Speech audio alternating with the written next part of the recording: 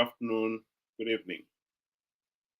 Many Zimbabweans have been following what has been going on in Kenya with great interest because the two countries have followed a very similar political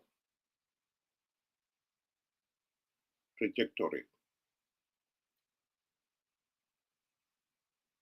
When Kenya gained its independence, it was following an armed struggle. And for decades after independence, Kenya seemed to be doing well, but not as well as it should have been, because the country's political system allowed the ruling elite to be corrupt and to corrupt the democratic institutions. And over the years, the corruption has become overwhelming, holding back the country's development. And in the last few decades, many people would say Kenya was so heavily indebted, it could not develop. The political system could not sort out the problem because the ruling elite had become so powerful they could buy the votes to stay in power. Zimbabwe had a similar history. We gained our independence in 1980. Found ourselves being ruled by a de facto one-party state, in which ZANU-PF ruling elite believed they had the divine right to rule the country. And so the country was stuck with a corrupt, incompetent, and murderous regime. And the country's economic decline started soon after independence and has continued ever since.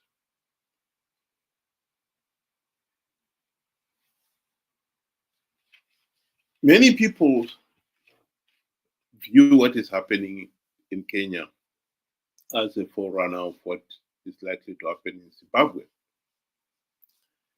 Indeed, in 2007,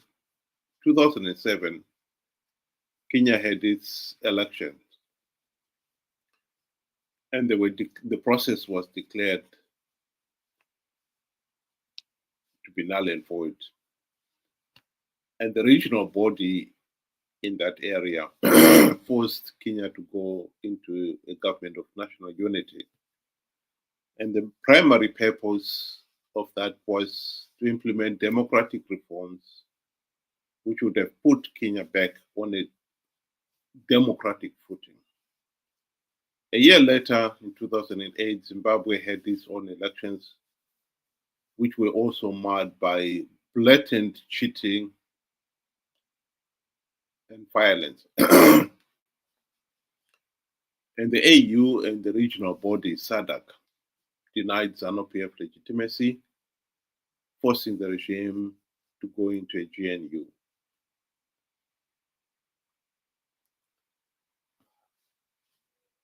As much as in Kenya,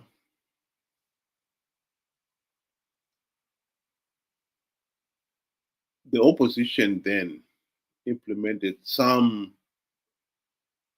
significant democratic reforms so that the subsequent elections in 2012 were definitely an improvement on the past elections in that country.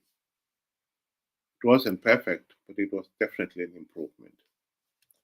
In Zimbabwe, Mugabe bribed Morgan Tsvangirai and his MDC friends and he failed to implement even one reform.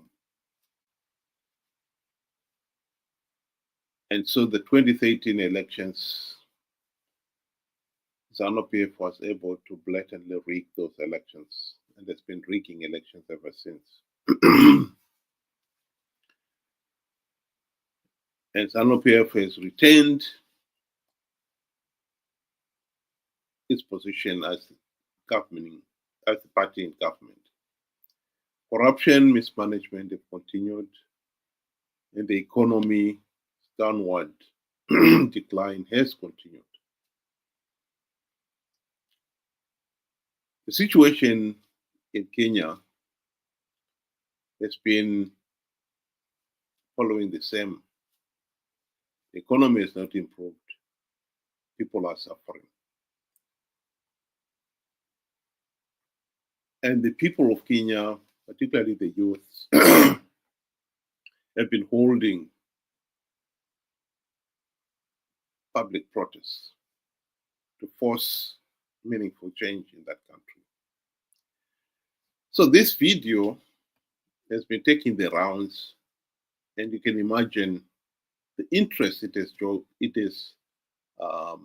generated among Zimbabweans, because they see it as one way out for them as well.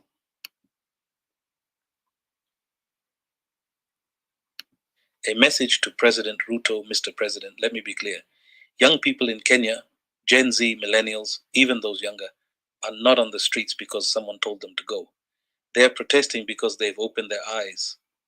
Since the early 2000s, we've been connected to the world. We saw how other governments work. We watched how infrastructure is built. We studied justice system, care, education, and proper city planning. And we've traveled. We've studied abroad. We've walked on real roads with no potholes. We've used public transport.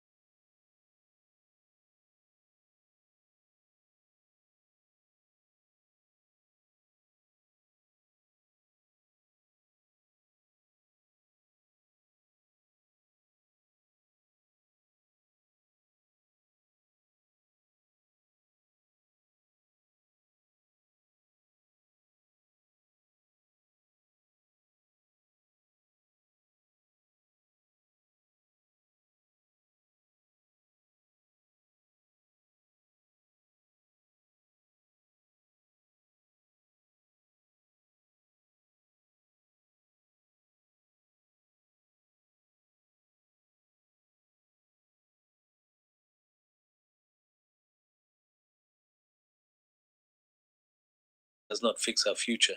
You are not our father, not our an employee, hired by the people, paid by the people, to serve the people, and if you won't serve, remove you. This movement is not railers, it's not foreign funded, it is us, Kenyan youth, awake, united, and determined. We are not asking for revolution, we are demanding restoration. And if you won't listen, we will make you listen. Because we are not going to grow old in a country that has no future. We want our future now.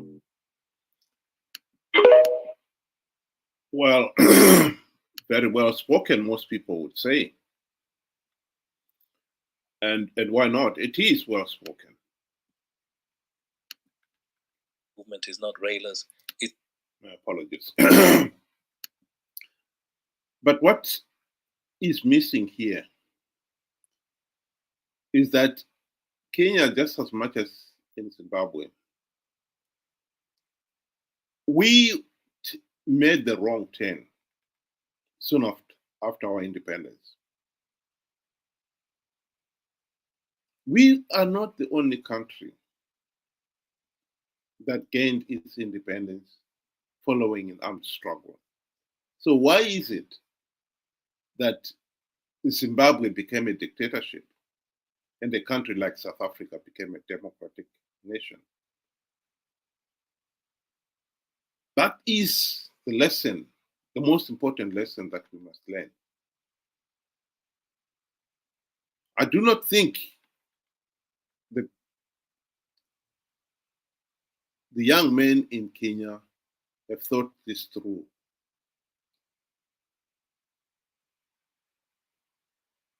As much as the street protests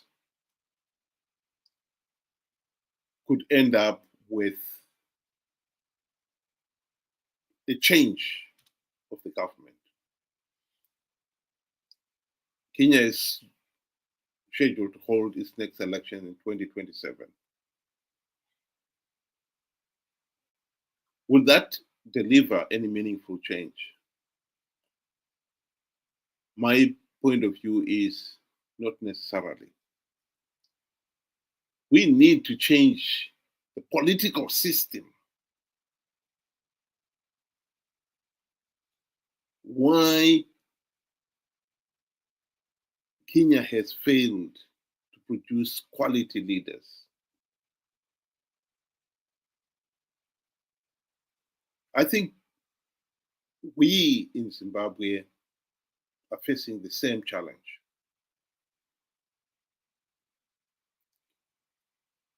Street protests, or in our case, another military coup, would not necessarily change anything. As long as we end up with a situation where we're replacing one lot of corrupt and incompetent leaders with another. The late Dr. Joshua Nkomo summed our situation in this quotation. I think he was saying something there. We should not be looking at just, if we win our freedom or independence, then the people will be free. That didn't happen. We won our independence in 1980,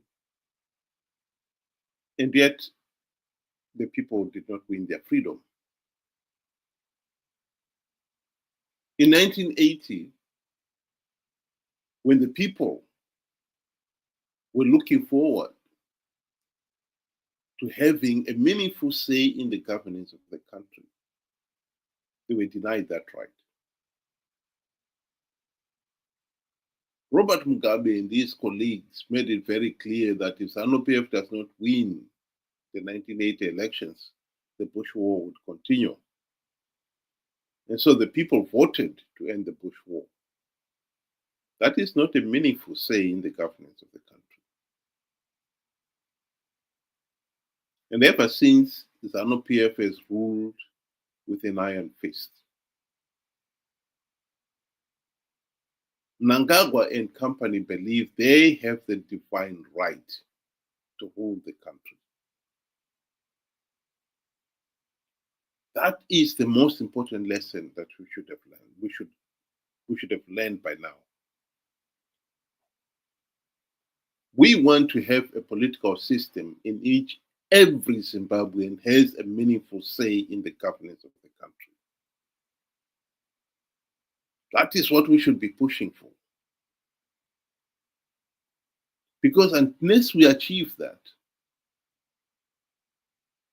even if we should have another coup or street protest that will force ZANU-PF to finally relinquish power, as long as we have people with a similar mentality who think because they were behind the final push to get ZANU-PF to give up power, they too have the right to govern, will be back to square one.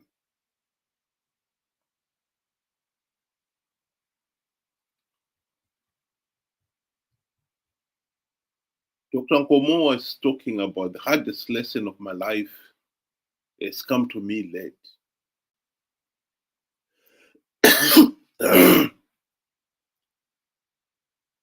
I don't know when that quotation was made, but I suppose what he meant by it is he didn't realize that the country could gain its independence and yet the people will still be denied of their fundamental freedoms and rights, including a right and a meaningful say in the governance of the country. When he signed up to join ZANU-PF in 1987, I think from there on, he didn't have much political power to end the ZANU-PF, the de facto one-party state that Mugabe had imposed. And that's what I believe he probably meant by. He realized that the people, although the country was independent, the people were still not free. But it was too late.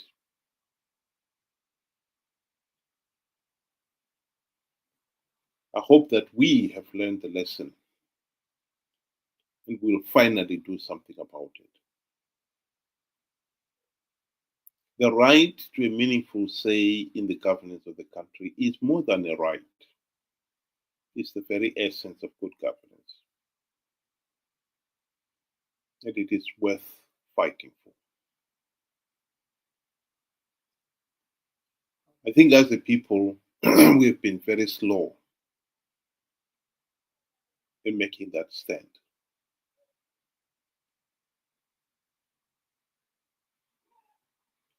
In the case of Generation Z in Kenya, it's not enough to be fighting to end Ruto's rule. We must be fighting. We must have a clear idea of how to make sure that the failed political system in Kenya is changed.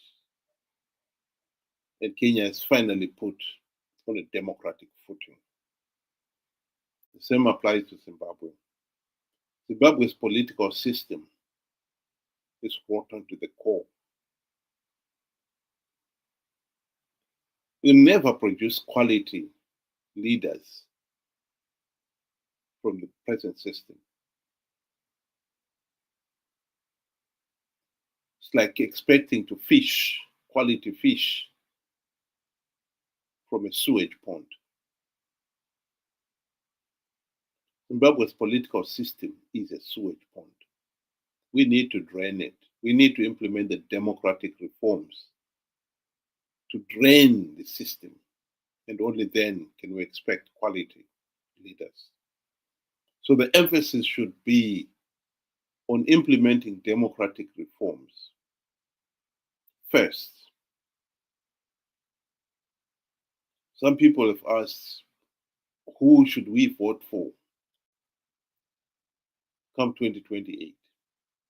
There will be no one of quality come 2028.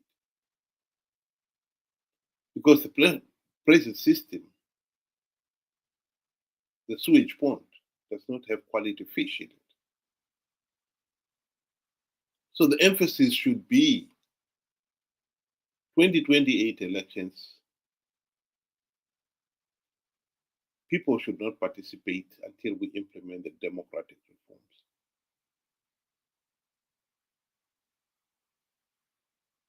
The opposition would want us to participate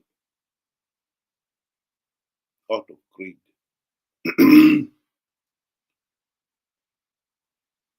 it's high time Zimbabweans are smart enough to realize that the opposition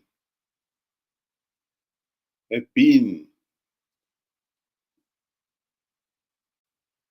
playing double. They want to pretend they're there to serve the ordinary people, when in reality, the MDC Triple C leaders are the ones who have helped ZANU-PF to stay in power and to have political legitimacy. We need to be smart enough to realize that. Think about it. Thank you very much. Have a good evening.